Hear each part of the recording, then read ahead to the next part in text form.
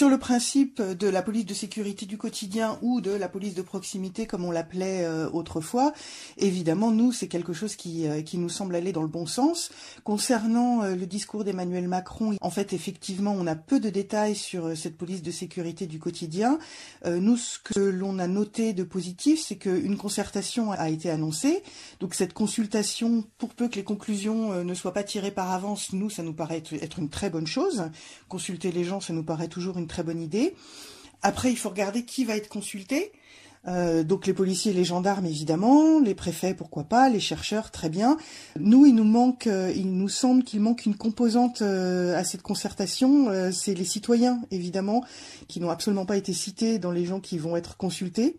Emmanuel Macron a parlé plusieurs fois d'une police qui gagnerait ou qui regagnerait la confiance des citoyens, c'est son expression. Donc nous, on se demande pourquoi ne pas les inclure dans cette consultation, par le biais des associations de quartier, des associations de commerçants, des élus locaux aussi.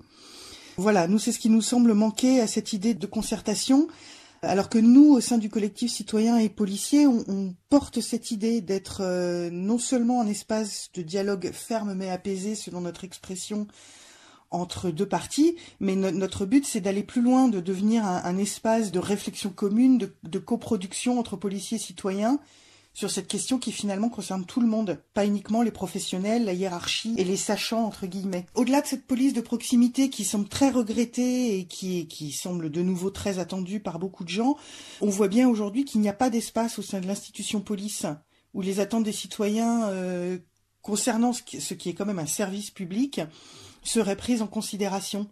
Et donc nous, on voudrait et on appelle à imaginer cet espace d'échange, de réflexion et d'action entre policiers et citoyens. Et il nous semble que ce serait ça la véritable innovation, de créer cet espace-là.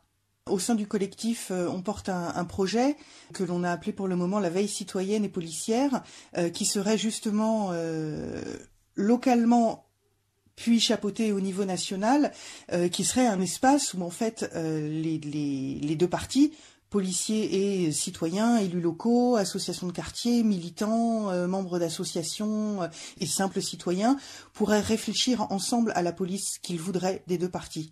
Apprendre les uns des autres, évidemment, échanger et ensuite construire ensemble cet espace de réflexion.